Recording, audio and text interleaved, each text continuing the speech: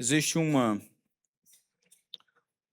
quadro lá no meu escritório, no seminário, que foi criado baseado em um dos sermões que eu preguei, uma irmã querida dos Estados Unidos, que acabou pintando. Ele chama O Caminho da Glória.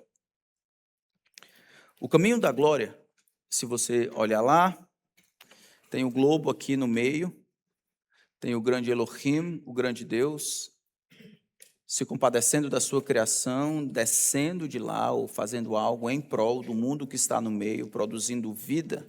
Esse é o movimento da parte de Deus. A resposta desse mundo agora, recebendo vida ou graça da parte do Criador, é a glorificação ou a adoração. O caminho da glória passa exatamente pela graça que Ele mesmo concede. Hoje nós terminamos nossa série de estudos sobre gratidão, e eu queria terminar pensando com vocês sobre o caminho da gratidão. O caminho da gratidão é, de fato, estar no meio desse percurso. Quando olhamos o caminho da glória, ele nasce com a graça de Deus que, de maneira surpreendente, condescende com os homens pecadores, dando a eles o que eles precisam, mas não conseguem comprar ou conquistar. O homem responde com gratidão, o homem reconhece esta graça recebida e o homem responde então com glória, com adoração.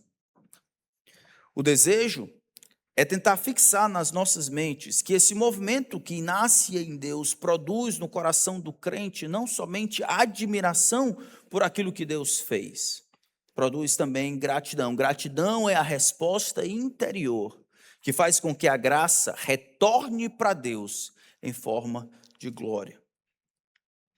Mas isso não é apenas na salvação, isso não é apenas quando você consegue a libertação de um pecado, quando você consegue parar de beber, ou consegue uma promoção no seu trabalho, ou consegue casar. O caminho para a glória, na verdade, está nas várias páginas das Escrituras. E se isso fosse o que determina todas as coisas da vida, se essa resposta fosse sempre apropriada diante da resposta às nossas orações, se essa relação entre graça, gratidão e glória, o caminho da gratidão, estivesse junto em todas as outras relações, em relação à comida, em relação à roupa que eu visto, em relação aos dons que eu recebi, à saúde que eu tenho, às oportunidades ministeriais de exercer, aonde, quando, a minha efetividade, a fartura, o trabalho, a paz, ao perdão. E se toda e qualquer iniciativa de Deus para com a sua criação fosse realizada com o propósito de resultar na parte daquele que é agraciado, um despojar de qualquer mérito e um retorno a Deus em forma de adoração. E se essa fosse o plano de Deus para o seu relacionamento com a criação, especialmente com a humanidade redimida? Quando olhamos nas Escrituras esse caminho para a glória, aparece em muitas partes das Escrituras.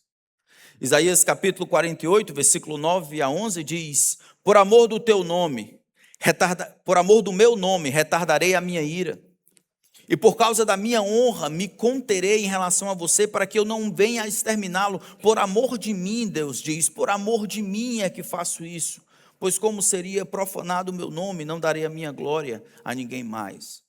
Salmo 106, versos 7 e 8, nossos pais no Egito não entenderam as tuas maravilhas, não se lembraram da multidão das tuas misericórdias, foram rebeldes junto ao mar, o mar vermelho, mas Deus os salvou por amor do seu nome, para lhes revelar o seu poder.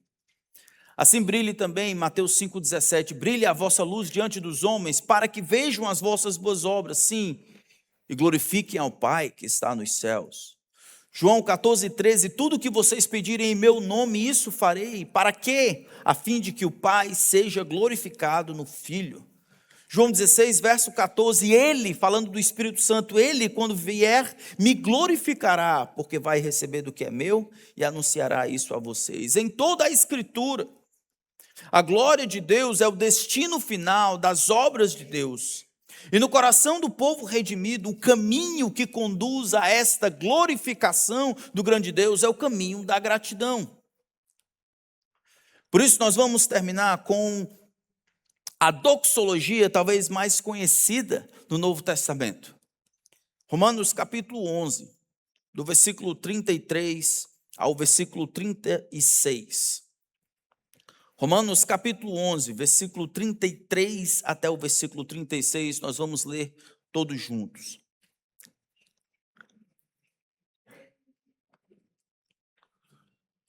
Porque gostaria de ver com vocês da graça à glória, o caminho da gratidão. Todos juntos, Romanos capítulo 11, versículo 33 até o 36. Ó profundidade da riqueza, tanto da sabedoria como do conhecimento de Deus. Quão inexplicáveis são os seus juízos, e quão insondáveis são os seus caminhos. Pois quem conheceu a mente do Senhor? Ou quem foi o seu conselheiro? Ou quem primeiro deu alguma coisa a Deus para que isso lhe seja restituído? Porque dele e por meio dele e para ele são todas as coisas. A ele seja a glória para sempre. Amém. Vamos orar. Pai, que essa moldura seja impregnada em nossos corações, não seja algo de domingo ou informação nova. Possamos lembrar que isso é a maneira como o Senhor resolveu se relacionar com a humanidade, principalmente a humanidade redimida. Tua palavra está aberta diante de nós e nós imploramos que ela seja a nossa regra. Eu peço a Ti, Espírito, por misericórdia, por Cristo.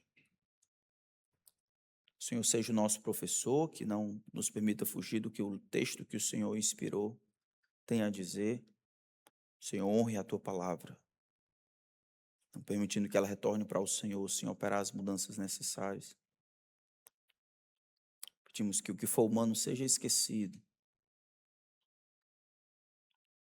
Se aquilo que vier da Tua palavra, aquilo que está na Tua palavra, seja de fato o martelo que despedaça o nosso orgulho, nossa ingratidão, nosso descontentamento, nossa alienação do plano de Deus, nossa autonomia, nosso senso de independência.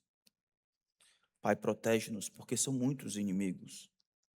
Protege-nos dos corvos que desejam se alimentar da palavra que é lançada, para que ela não desça ao coração. Protege-nos, Senhor.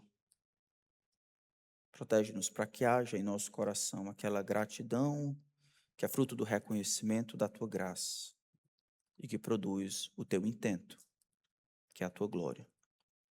É o que nós imploramos. Nos méritos de Cristo. Amém. Esse texto ele é um dos mais conhecidos em todo o Novo Testamento.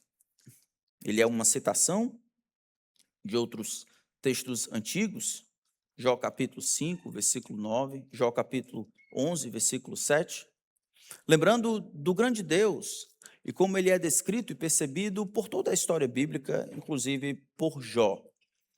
Esse texto, no entanto, ele é aplicado como uma forma de glorificação depois do apóstolo Paulo estar pensando sobre determinadas coisas. A carta do apóstolo Paulo aos Romanos foi escrita por alguns motivos. Existia um motivo missionário, ele deseja chegar à Espanha e quer que esses irmãos ajudem ele, recomende, mande, sustente ele para ele chegar na Espanha para pregar o evangelho. Existe um motivo meio que pastoral, porque existiam as dificuldades entre judeus e gentios. Aqui talvez seja a primeira igreja que seja em sua maioria gentílica, e eles estavam tendo uma dificuldade, a partir de Romanos 14, vai lidar com essas dificuldades de se aceitarem. E tinha também um aspecto teológico. Paulo, como apóstolo dos gentios, não havendo plantado esta igreja, deseja ter ciência de que o evangelho que eles foram instruídos é de fato o evangelho que ele recebeu do Senhor. O evangelho que fala da salvação pela graça, mediante a fé, que fala sobre os problemas pecaminosos dos homens e como Deus, em sua misericórdia, nos amou a despeito do que fizemos. Com todos esses motivos, o apóstolo Paulo ele explica ao longo da sua carta essas coisas.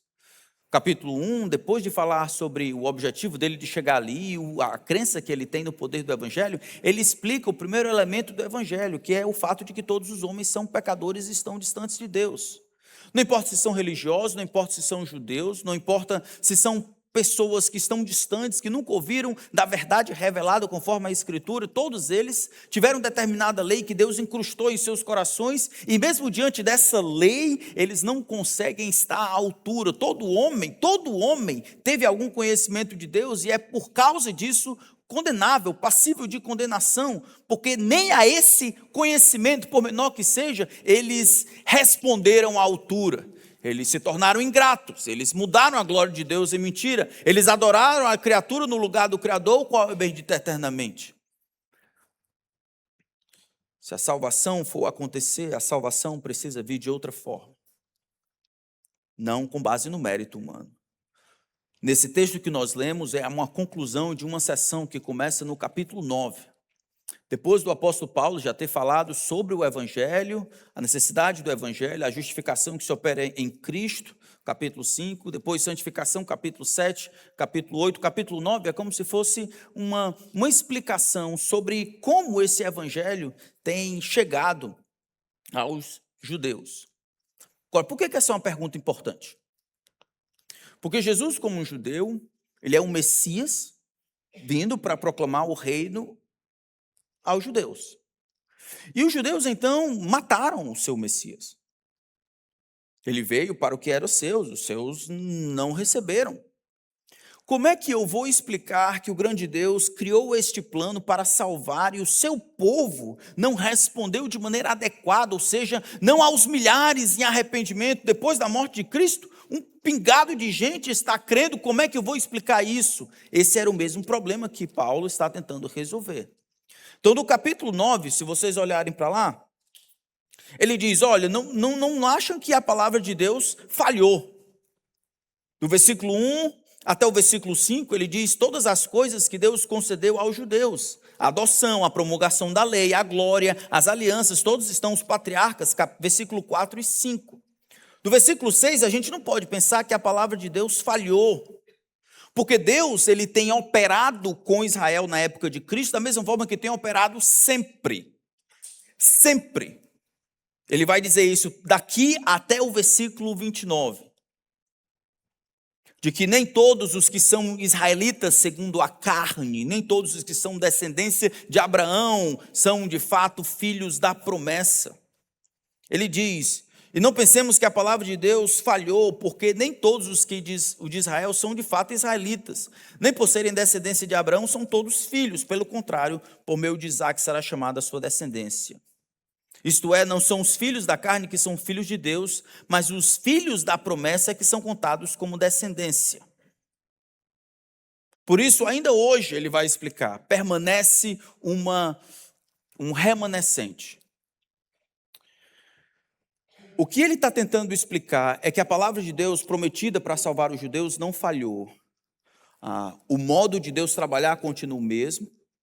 Isso é, Deus guarda para si um remanescente. Esse endurecimento por parte não é definitivo. Deus ainda vai tratar com Israel como havia prometido no capítulo 11. E não é completo porque ele próprio, da descendência de Benjamim, ele, o apóstolo Paulo, ele é um crente.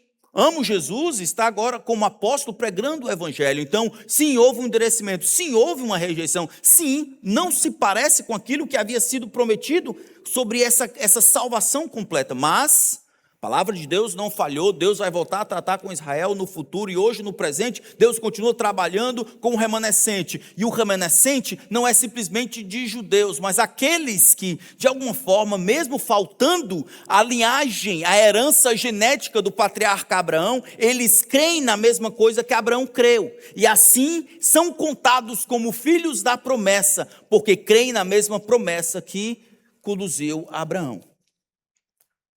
Herdeiros segundo a graça de Deus. Esses que ouviram o evangelho assim como os outros, esses que atenderam o evangelho, mas não como os outros, esses que creram no evangelho e não os outros, esses foram alcançados por uma misericórdia. Esses foram contados como remanescentes segundo a eleição da graça. Esses foram conquistados, esses foram abraçados, esses foram escolhidos antes que houvesse mundo, antes que qualquer mal houvesse sido perpetrado, antes que qualquer bondade pudesse sido feita, antes que qualquer esmola dada, antes de qualquer tempo, endereço, CPF, educação, antes de qualquer oportunidade, houve uma eleição para conferir graça, e houve uma decisão de respeitar a escolha de alguns para irem para o inferno. O final a gente já leu, esta glorificação, um superlativo, a profundidade da riqueza. Mas o início é a graça, o meio é a gratidão. Eu quero ajudar vocês a compreenderem esta graça mais do que tudo na vida. Se existe um objetivo no meu ministério, é ajudar vocês a compreenderem a grandeza da graça de Deus. De todos os modos. Acreditando que isso, como aconteceu ao longo da história, isso ajude, coopere, produza em vocês uma gratidão que é difícil de ter qualquer similaridade nas coisas desta vida. Ser salvo, ter sido escolhido, ter sido alcançado por misericórdia, em nada se compara a ter uma saúde perfeita, em nada se compara a ter 25 filhos, em nada se compara a ter uma companheira ou um companheiro, um parceiro de vida, um marido, uma esposa, em nada se compara a ser bem-sucedido aqui, em nada se compara a ser efetivo nas coisas, em nada se compara a qualquer outra bênção, sobre todas as bênçãos, a qualquer outra coisa desta vida. Nada se equipara ao fato de ter sido alcançado milagrosamente, não à custa do nosso mérito, por causa da graça de Deus, ter sido alcançado pela misericórdia. É sobre isso que ele vai falar. Ele cita uns exemplos do versículo 10 até o versículo 18. Ele diz que aconteceu como sempre tem acontecido. No ventre de Rebeca, os gêmeos ainda nem eram nascidos, verso 11, para que o propósito de Deus quanto à eleição prevalecesse não por obras, mas por aquele que chama. Ele disse para Rebeca, o mais velho será servo do mais novo. Mas isso é funcional. O que eles iriam fazer? Um serviria o outro, mas ele continua no verso 13. Eu amei Jacó, porém desprezei Esaú. E aí o que surge na mentalidade do mundo moderno, o mundo individualista, o mundo dos direitos, muito menos dos deveres, é isso. É exatamente essa crítica do versículo 14. Que diremos então? Que Deus é injusto. Chegaremos a uma conclusão, pelo texto da Sagrada, como Deus se apresenta, de que não houve nenhum mérito, nem algo, nada externo, nada intrínseco a você, que o diferenciou daquele povo que vivia na sua rua, na sua alameda, na sua avenida, no seu prédio, nada entre os de baixo e os de cima. Nada, nenhuma diferença. A sua salvação, como qualquer de outra pessoa, era completamente improvável. Por que Deus então salva uns e não outros? Será que Deus é injusto? E ele diz, é de modo nenhum. Pois ele diz a Moisés, terei misericórdia de quem eu tiver misericórdia, terei compaixão de quem eu tiver compaixão, assim, pois não depende de quem quer, não depende das tentativas, não depende das recorrências, não depende do esforço de quem quer, de quem corre, mas de Deus usar a sua misericórdia. Em outras palavras, ele coloca Deus no seu devido lugar, dizendo, olha, existe uma prerrogativa da parte de Deus, ele como Criador, de que dá a ele direito de fazer o que ele quiser. Ele tem uma misericórdia que, embora seja necessitada, nunca pode ser requerida. Existe uma misericórdia que todos nós precisamos, mas nenhum de nós deve demandar. Que todos nós temos a miséria para precisar, mas não temos o direito de requerer. Existe uma misericórdia que está em Deus, pertence a Ele, que os homens têm a prerrogativa de implorar, sim, Deus, tem misericórdia de mim, mas é competência dEle dizer, eu darei a minha misericórdia, ou não. Esse não é um assunto de igreja, esse não é um assunto de pastor. Isso está no âmago de Deus, a prerrogativa de Deus ser quem Ele é e poder fazer o que Ele deseja fazer com aquilo que é dele. É injustiça da parte de Deus? De modo nenhum, Ele está agindo de acordo com as suas prerrogativas como o Criador. Ele já fez isso na época de Moisés, e assim dizendo, não depende. Ele diz no verso 17, citando o exemplo de Faraó: para isso mesmo te levantei, para mostrar em você o meu poder, e para que o meu nome seja anunciado em toda a terra. Logo, tem misericórdia, Deus tem misericórdia de quem quer, e também endurece a quem Ele quer. A partir do versículo 19, vocês estão percebendo que as perguntas vão ficando mais difíceis. Espera aí, é isso que você está dizendo, Paulo? Querer que o Deus verdadeiro, o único que existe, ele age dessa maneira, ele tem feito assim. Paulo levanta um camarada fictício. Era uma maneira como os judeus, às vezes, se antecipavam a determinadas questões. Do versículo 19, é como se ele tivesse um interlocutor com quem ele está conversando, se antecipando determinadas questões, assim como aconteceu no versículo 14. É Deus injusto? E ele diz, é claro que não. Como é que ele se apresentou? Ele se apresentou como um homem, como alguém que pode fazer e dispensar a sua misericórdia ou não, que não é obrigado ao ser misericordioso com todos, nem com alguns. Isso não muda quem ele é. Ele tem misericórdia, não perde quando dá, mas ele não é obrigado a conceder. Qual é a próxima pergunta? No versículo 19, você vai me dizer, por que ainda ele se queixa? Pois quem pode resistir à sua vontade? Em outras palavras, a culpa então de que as pessoas não vão para o céu, todos eles, no final das contas, é de Deus? Porque se Deus é aquele que força a vontade, que cria a vontade, se Deus é aquele que é irresistível em sua vontade, como é que ele pode se queixar quando as pessoas desobedecem a ele? E aí do versículo 20 em diante, a resposta é apropriada a essa tolice. O questionamento de alguém limitado que deseja aprender sobre Deus, aqui encontra um outro degrau. Aqui é o homem limitado, com uma síndrome divina, uma síndrome de autonomia, querendo que Deus explique por A mais B porque ele faz aquilo que ele faz.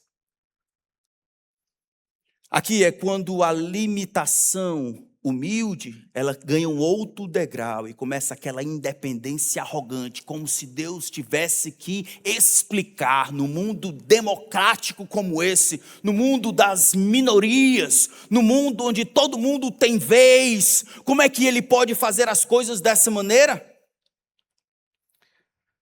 E aí ele continua. Ele dizendo, mas quem é você, caro amigo, para discutir com Deus? Em outras palavras, esta pergunta demonstra um coração que pensa de si além do que convém. Mas ele continua, por quê? Será que o objeto pode perguntar a quem o fez, por que você me fez assim? Será que o oleiro não tem direito sobre a massa para do mesmo barro fazer um vaso para honra e outro para desonra? Será que o oleiro não tem poder de fazer o que quiser? Com um ele faz um determinado instrumento que vai funcionar como as panelas para fazer comida da casa. O outro ele pode utilizar como instrumento que vai alimentar os seus animais. Será que eu não posso com o mesmo barro fazer um instrumento que vai me ajudar de uma determinada maneira e o outro de uma outra maneira? Não é prerrogativa de novo de Deus? Já chegamos ao texto que eu gostaria de fixar mais tempo. Versículo 22. Deus tem direito de fazer, então o apóstolo Paulo vai explicar. Que diremos se Deus, querendo mostrar o seu poder, mostrar a sua ira e dar a conhecer o seu poder, suportou com muita paciência os vasos de ira preparados para a destruição, a fim de que também desse a conhecer as riquezas da sua misericórdia, da sua glória nos vasos de misericórdia que de antemão preparou para a glória? Estes vasos somos nós, a quem também chamou, não só dentre os judeus, mas também dentre os gentios. Como também diz em Oséias: chamarei de meu povo ao que não era meu povo, e de amada ao que não era amada. Assim como pesa sobre Deus o pátrio poder divino de exercer a autoridade e fazer o que quiser como oleiro, o homem não tem direito de questionar, não tem direito de perguntar. O argumento do questionamento humano não vale para Deus. Deus não precisa explicar, e a ausência de uma resposta para aquilo que ele faz não é um argumento em prol de não ser legítimo o que ele faz. Não importa o que acontece na olaria, não importa o que o barro reclamar, isso não muda absolutamente nada, não muda o argumento. Que o texto, então, do versículo 22, ele divide a humanidade em duas. De um lado, ele coloca os vasos de ira, preparados para perdição, são os mesmos vasos de desonra do versículo 21. E do outro lado, ele coloca esses vasos de misericórdia, que são os vasos de honra do verso 21, preparados para a glória. O que ele está dizendo aqui? Ele está dizendo que a gratidão cristã não nasce apenas do bem recebido, mas também do mal do qual fomos poupados.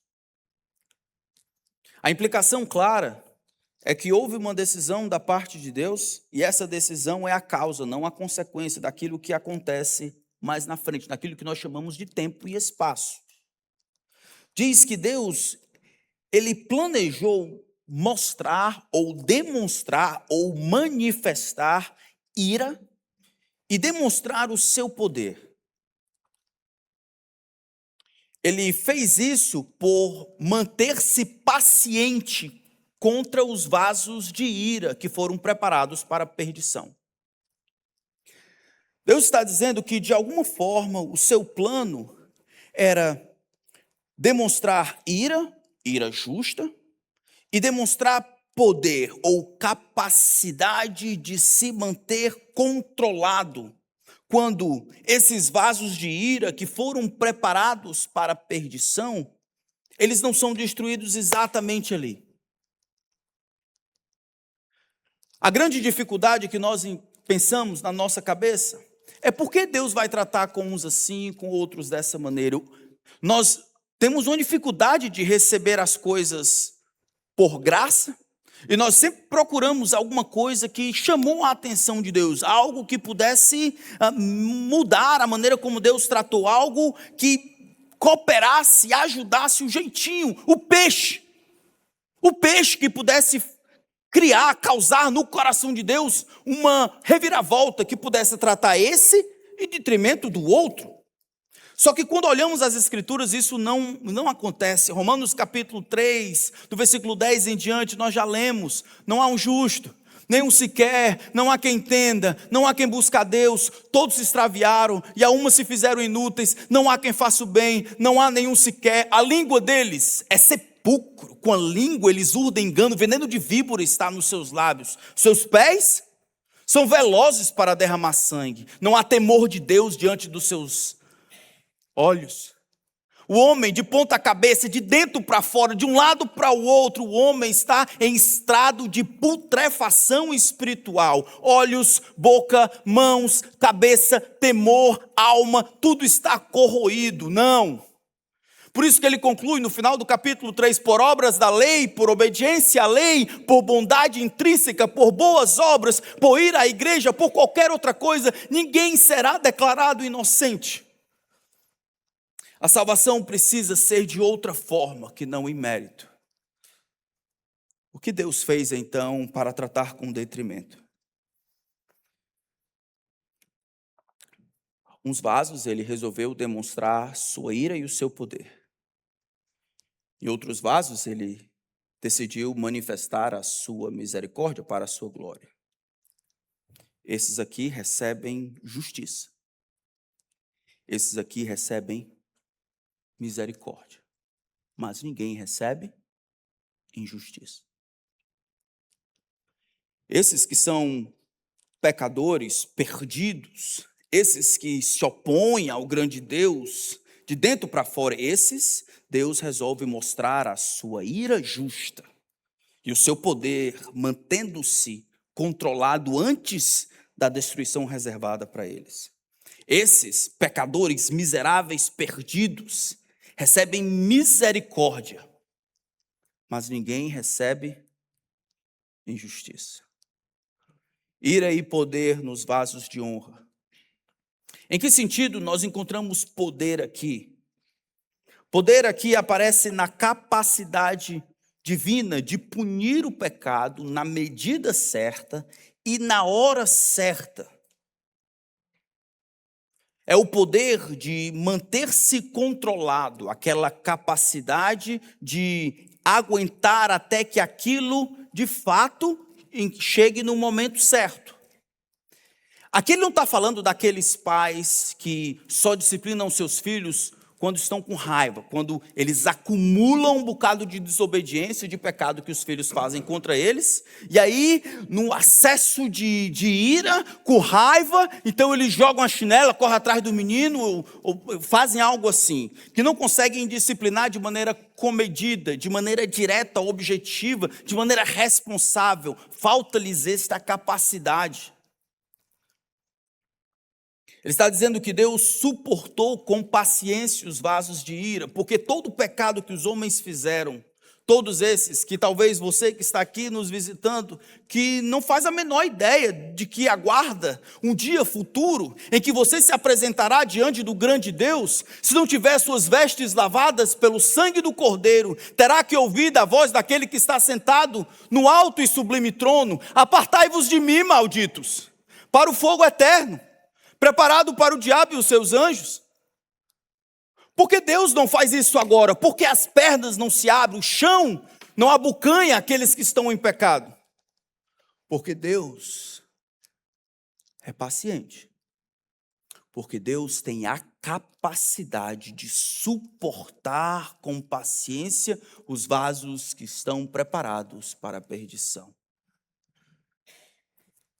O descontrole vem, por exemplo, daqueles que têm irmãos, mas aquela brincadeira de cutucar, que eu não estou tocando em você, não toque em mim, não estou tocando em você, não toque em mim. De ficar perturbando, o gotejar contínuo em miniatura. Nós perdemos as estribeiras. Deus não. Ele suportou alguém perturbando como se cutucando. Ele nunca perdeu nem perderá o controle.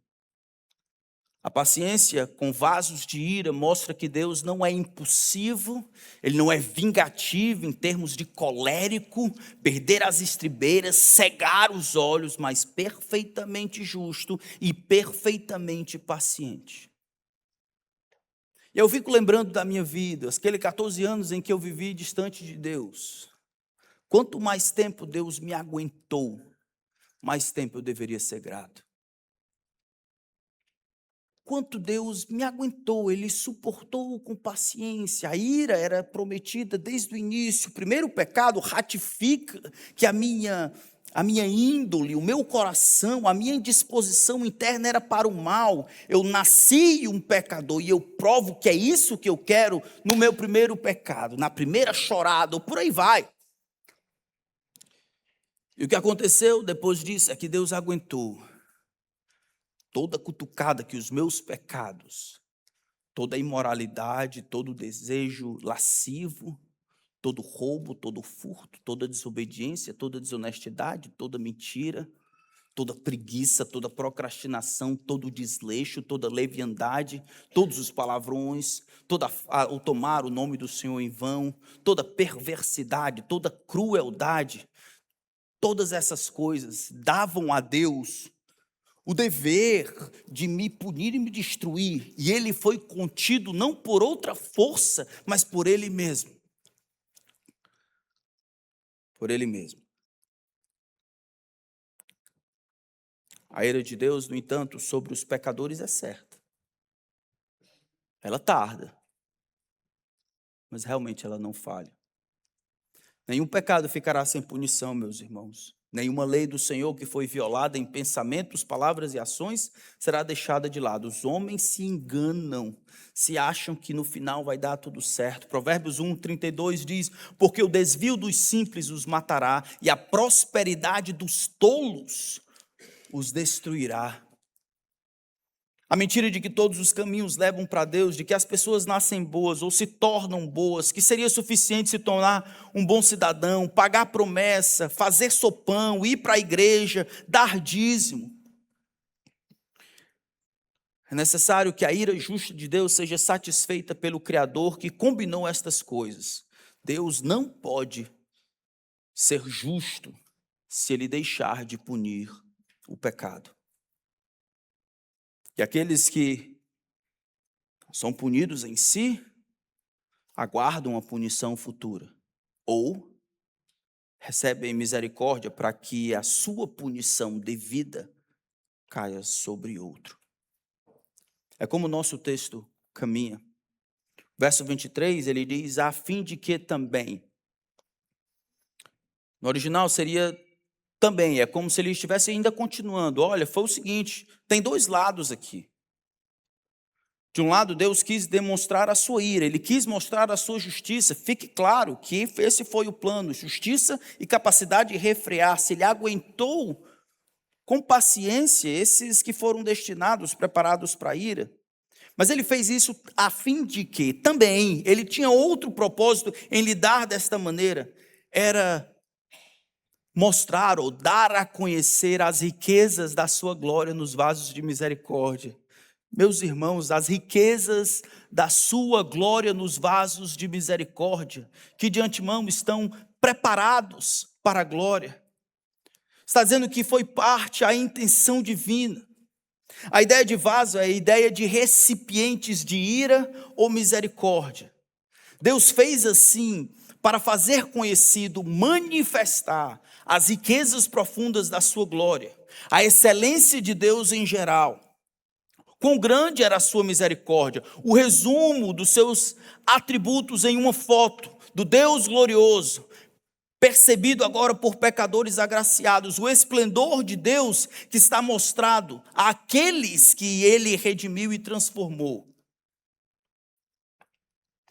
Mas eu preciso perguntar, ele diz que Deus fez isso, ou alguns receberam como vasos, foram derramados sobre eles misericórdia, para dar a conhecer as riquezas da sua glória. Então esses foram preparados vasos de ira e de desonra. Deus fez isso para manifestar sua ira e seu poder. Tá. Desses aqui que ele dispensou misericórdia, o seu plano era revelar, manifestar, fazer conhecido as riquezas da sua glória. O que isso quer dizer?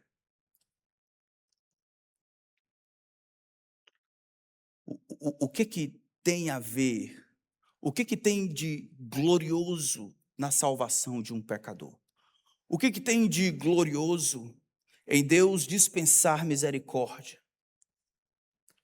Existe a glória da misericórdia merecida, não resgate de alguém que é neutro.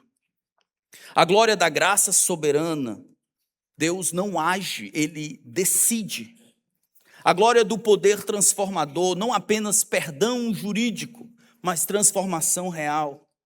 A glória da justiça satisfeita, a glória da paciência divina. Nossa história inclui anos de rebeldia que foi tolerada pelo Deus Santo. A glória do amor divino. Porque a nossa salvação não foi genérica, não foi de grupo, não foi de CPF terminado em 03, não foi de ordem alfabética. Deus escolheu você. A glória do propósito eterno, que mostra que a história não é aleatória, é a autorrevelação de Deus, para que ficasse claro que a sua misericórdia é também gloriosa. O caminho da glória, ele só vai ser compreendido corretamente quando eu reconheço que essas coisas vêm de Deus, não foram criadas por mim mesmo. Embora seja parte do plano de Deus, do plano amoroso de Deus, meus irmãos, o nosso benefício, a nossa salvação, uma vida com Deus, com propósito, com clareza, o plano além disso, o propósito em nossa salvação é manifestar, dar a conhecer as riquezas gloriosas do seu ser. Foi para isso. Você é um vaso de misericórdia, não para ser entorpecido na misericórdia e achar que agora você tem liberdade de fazer o que quiser, porque você é um vaso de misericórdia e viver uma vida cristã pereba. O que Deus desejou fazer por meio de escolher você para ser um vaso de misericórdia é pegar você e mostrar nessa escolha, a riqueza da sua misericórdia e produzir glória a si. É muito maior do que eu e você. Se somos vasos de misericórdia e não sobreviventes de um acaso, então nossa existência como crentes não é conquista, é presente. E tudo que é presente deve ser recebido com gratidão. E tudo que é recebido como presente não pode gerar orgulho, apenas gratidão humilde. E essa gratidão humilde deve ser assim, porque fomos poupados, nós não fomos premiados. E isso deve curar a comparação espiritual, o senso de superioridade, a frieza para com os pecadores. Quando ele fala a misericórdia, vasos de misericórdia, em uma palavra, ele resume toda a decisão de Deus de nos fazer bem apesar dos nossos pecados. Todo o pacote da bondade de Deus para conosco está resumido nesta palavra, misericórdia. Ter compaixão pela minha miséria, ser movido por nenhuma influência externa, mas por razões encontradas dentro de si mesmo, intratrinitariana. Ele se move em direção ao pecador asqueroso e decide que alguns serão vasos de misericórdia. Assim como ira e desonra resumem o desprazer de Deus e a condenação futura, assim também misericórdia e glória definem a atividade de Deus para com os pecadores. A graça, meus irmãos, é aquela decisão voluntária, livre, eterna, imutável, imerecida de nos tratar com bondade a despeito das nossas mazelas e rebeldias, que acalentamos dentro do coração. O grande Deus amou você de tal maneira, de uma maneira especial, enquanto você lutava no seu coração para odiar a Deus. Esse é o retrato bíblico do ser humano. E se afastava de Deus com todo o seu coração, alma e entendimento. Lutava para não honrar a glória de Deus, não se deleitar na sua grandeza, não temer a sua ira santa, não se regozijar com a sua autoridade, não confiar no seu plano, não se alegrar em sua companhia, não buscar a sua sabedoria, não respeitar a sua vontade, não depender de seu querer, não desejar a sua aprovação, não louvar a sua beleza, não obedecer os seus mandamentos, não se maravilhar com as suas perfeições, não valorizar a sua presença, não amar a sua pessoa. Como é que isso funcionava na prática? Deus amou os pecadores, a despeito de o que eles faziam, não levar o pecado tão a sério quanto Deus leva, não submeter quanto a vontade de Deus confronta a sua, não descansar na providência de Deus, não desejar a presença de Deus no cotidiano, não buscar a direção de Deus antes das decisões, não valorizar a palavra acima da opinião pessoal, não depender de Deus naquilo que você não consegue controlar, não buscar a aprovação de Deus acima da aprovação das pessoas, não se cantar com a beleza do caráter de Deus, não obedecer com alegria e prontidão, não se maravilhar com a graça recebida, não perceber Deus nos detalhes da vida, não amar a Deus mais do que suas bênçãos, não agradecer pelo que já foi dado, não desejar que Deus seja glorificado na sua vida. Mesmo assim, você foi amado. E gratidão nasce quando percebemos que a misericórdia de Deus não foi a resposta divina à nossa devoção, mas à nossa necessidade. Por que Deus fez isso? Por que Deus amaria alguém como você? Alguém como eu?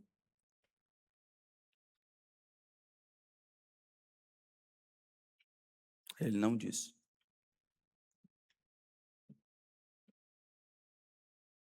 Essa gratidão nasce quando percebemos que a salvação, ela não era possível. O autor sagrado aqui, ele quer destruir a ideia de que Deus apenas ajudou um pouco, ou de que Deus apenas reagiu ao nosso esforço, ou de que Deus apenas completou algo que já estava bom. Quando Deus fala sobre a nossa salvação, ele diz que não encontrou nenhum mérito, não respondeu a nossas virtudes ou a nossa busca. Ele exerceu misericórdia. A gratidão cristã não nasce quando percebemos que Deus nos ajudou. Ela nasce quando percebemos que Deus nos resgatou, quando não havia nada em nós que justificasse isso. É por isso que nós chegamos no texto de Romanos 11. Depois de falar sobre tudo isso, ele faz algumas implicações no capítulo 10. E aí ele continua falando do plano de Deus que no futuro ele vai tornar a tratar com Israel. Aqui nessa terra, e cumprir os seus planos, ele termina. Depois de falar dessa misericórdia que nos alcança, ele fala sobre uma sabedoria que nos confunde. O final dessa sessão, do 9 ao 11, não termina com uma explicação que responde todas as perguntas. Se o capítulo 9 produz humildade, o capítulo 11 produz assombro. Ele não termina com uma explicação exaustiva, um sistema fechado, resposta para todas as perguntas, uma resolução intelectual do que aconteceu. Ele termina essa discussão inteira sobre a entrada de Deus na história e a escolha de alguns para desfrutarem da sua misericórdia, a despeito deles não merecerem. Ele termina isso com adoração. Maturidade espiritual não significa entender tudo. A fé madura não é a que tem todas as respostas, é a que aprendeu a adorar diante do mistério. O texto diz, ó profundidade da riqueza. A ideia é de uma riqueza que é inexaurível, uma riqueza que não consegue encontrar fundo. Essa riqueza é encontrada não somente na sabedoria de Deus, a sabedoria que é a habilidade, o atributo de Deus tomar a melhor decisão e executá-la da melhor maneira, mas também do conhecimento, a compreensão ou acúmulo de informação, os muitos fatoriais que estavam diante dele, a opção que ele toma entre as inúmeras, quase que infinitas da nossa perspectiva, possibilidades. O grande Deus faz dessa maneira. Seus juízos são inexplicáveis. São inexplicáveis porque eles são incompreensíveis. Quando diz os seus juízos não é as suas demandas ou os seus mandamentos, mas a sua habilidade de julgar toda a realidade, de dar conta de todos os 8 bilhões de pessoas que estão aqui fora, os que estão no céu e no inferno, olhá-los e saber que ele é testemunha ocular de tudo o que se passa, julgá-los, aprová-los ou não. E são insondáveis os seus caminhos. Seus caminhos, isso é, sua providência, o seu caminhar, suas decisões, seus planos, seus decretos, quando não estão revelados na Escritura, são completamente insondáveis. São tolos aqueles que procuram conhecer aquilo que Deus não se propôs a revelar, o que Ele nos revelou sobre Ele. E sobre o seu plano é mais do que suficiente para termos uma vida que agrada ao Senhor. Quem conheceu a mente do Senhor Quem poderia acrescentar uma informação que ele já não tinha antes de ser contado a ele? Quem poderia acrescentar um outro ponto de vista? Quem poderia participar de um plebiscito que por acaso Deus pudesse fazer? Quem poderia ser o conselheiro de Deus? Quem poderia dar uma opinião ou outra? Quem poderia falar de um aspecto que talvez o grande Deus não se apercebeu? Quem poderia dizer de um toque cultural, uma vibe? Quem poderia dizer para ele as coisas que iriam funcionar melhor? Quem poderia dizer para Deus como é que é o caminho para fazer aquilo que ele deve fazer? Quem? Quem deu alguma coisa a Deus que não tenha antes recebido do próprio Deus? A quem Deus está em débito? A quem Deus deve nesse mundo? Quem deu algo a Deus para que ele fosse restituído? Então, ele precisa terminar assim. E essa é a conclusão de tudo.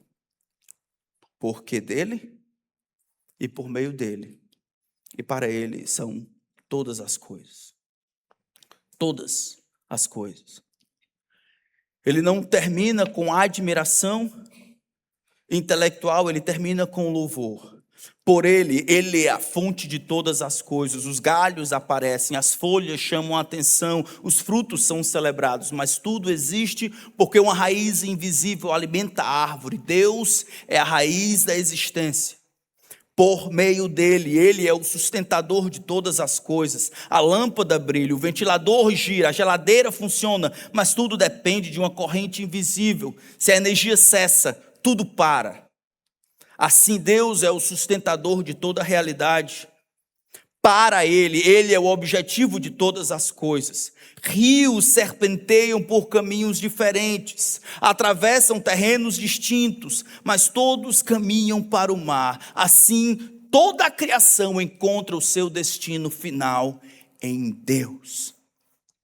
Deus é a fonte da qual tudo nasce, o sustento pelo qual tudo continua e o destino para o qual tudo converge. Viemos dele, existimos por meio dele e só encontramos descanso quando retornamos a ele. Eu e você, nós não somos objetivos de nada. A vida das pessoas, embora sejam importantes, existem e são mantidas para Deus. Não para si mesmos, mas para Deus. Porque dele, por meio dele e para ele são todas as coisas. Se isso é assim, a ele, pois, a glória eternamente. A ele, pois, a glória eternamente é a lógica. Se tudo que o homem tem ou haverá de ter nasceu dele e é mantido por ele, carrega consigo no seu DNA o objetivo último, que é retornar para Deus. Esse é o caminho da glória. O grande Deus dispensa a sua graça, o homem responde em gratidão, e isso resulta em glória. É assim com tudo. É assim que Deus espera para tudo. Deus, meus irmãos, para nós terminarmos, ele seria justo se você perecesse no inferno. Eu espero que você saiba disso. Você que tem o seu pai crente. Não existem coitados para com Deus. Deus conhece o teu coração. A fé do seu pai não pode salvar você, nem dos seus avós, nem do seu pastor. Você não tem nenhum crédito por nascer num lar cristão. Você tem mais responsabilidade. Peça por misericórdia, o tempo se aproxima. Haverá um tempo em que não haverá tempo. O tempo é o agora. Alguns irão receber ira. Nesse sentido, a gratidão cristã, eu repito, nasce não apenas do que recebemos, mas também do que fomos poupados de receber. A gratidão cristã não é apenas pelo céu prometido, mas pelo inferno do qual fomos libertos. A vida cristã, ela começa com graça, ela amadurece em gratidão, ela termina de fato em glória. Quanto mais percebemos a graça, mais naturalmente devolvemos em glória. Eu queria dividir essas aplicações em 3 grupos. Se tudo é dele, que é um começa. Porque dele, se tudo é dele, então abandone o mérito e abrace a humildade grata. Pare de usar a palavra conquistar sem reconhecer a graça. Quando falar de suas vitórias, acrescente conscientemente: o Senhor me ajudou. Confesse pecados de autossuficiência. Pergunte onde eu tenho agido como se fosse fonte de qualquer coisa. Em que área da minha vida eu me sinto dono.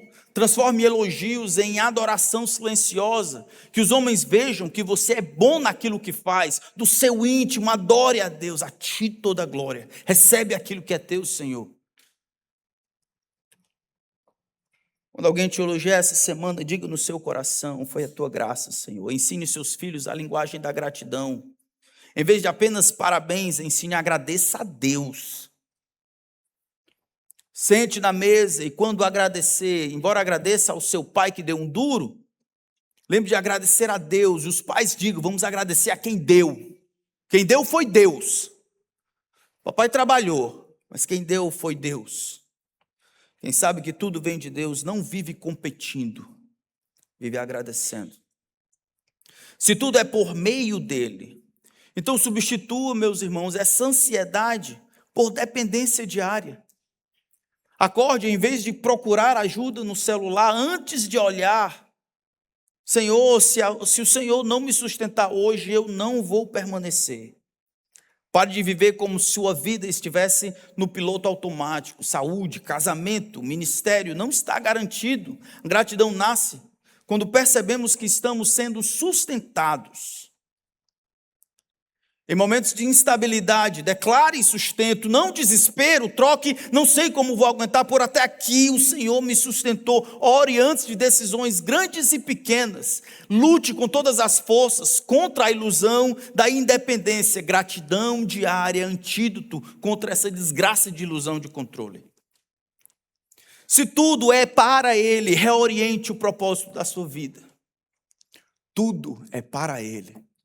O corpo que você tem, sua virgindade, o futuro do seu trabalho, os recursos que tem no banco, o carro que você tem, a roupa que você veste, o vocabulário que você conquistou, os livros que você lê, a sua conta de Instagram, TikTok ou de qualquer outra coisa aí que toque também. Tudo é para Ele. Agora, Ele não é como aqueles amigos que a gente pega e brinca, né? Tem uma coisa, eu tomo e tal, levo para casa e acabo achando que o cara, esqueceu, besteira, ele tem muito, ele não vai levar em consideração que eu levei para casa, aquilo que não é meu e tal, fiquei. Tudo é de Deus. Ele não esquece. Ele quer ser reconhecido e glorificado em tudo. Pergunte, para quem você está trabalhando? Se for só para a sua família, mesmo que seja legítimo, só para o seu filho, seu neto, seu primo, não é suficiente. Para quem você está, por quem você quer ser reconhecido? Se só pela empresa, só pela associação, só pela igreja, só pelo marido, só pela esposa, não é suficiente. Para quem você quer que os seus filhos brilhem? Se for só para a igreja, só na escola, só para aparecer no outdoor, só na sociedade, não é suficiente.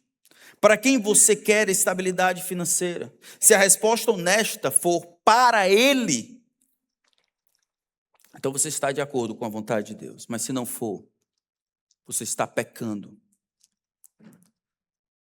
contra isso, contra Deus por causa disso. Antes de tomar qualquer decisão importante, pergunte: isso aumenta a glória de Deus ou simplesmente aumenta o meu conforto? Revise o uso do seu dinheiro. Seu orçamento revela seu para quem. Revise o uso do seu tempo. Seu tempo revela seu centro gravitacional. Transforme sucesso em oferta de gratidão a Deus. Vitórias não são troféus pessoais. São material, combustível para adoração. Porque para Ele são todas as coisas. Para Ele a promoção. Para Ele a concepção. Para Ele. Se a sua vida não termina em Deus, ela termina pequena demais. Deus nos ajude.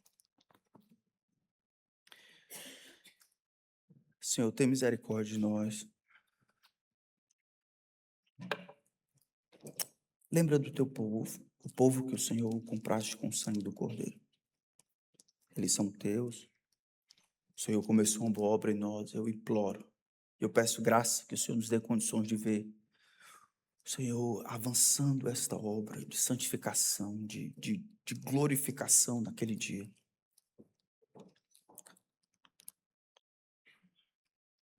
Nos ajuda, Senhor.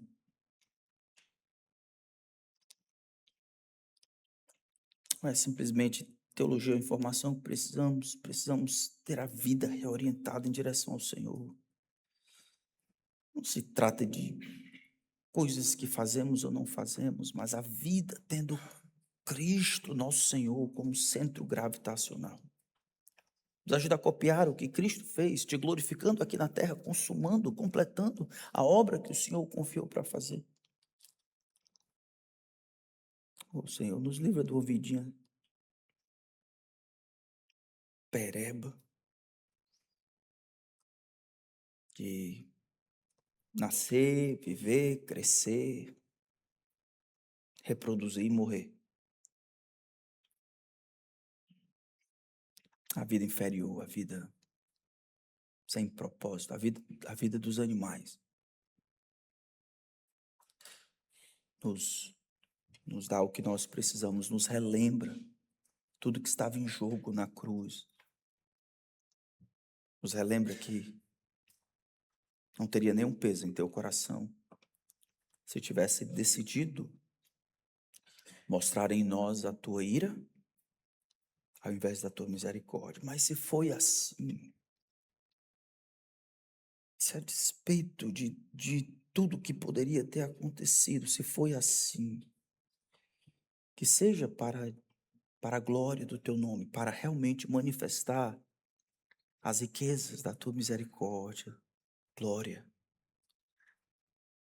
para mostrar as perfeições de Cristo, a sua grandeza, o controle voluntário que o Senhor teria sobre nós, e a loucura de Deus de vivermos na contramão de um mundo que ignora o que é importante.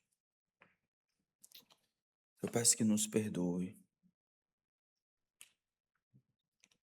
E peço que nos ajude, nos ensinando sobre a tua graça, nos ajudando a responder com gratidão. Gratidão que será demonstrada numa vida santa e amorosa para contigo.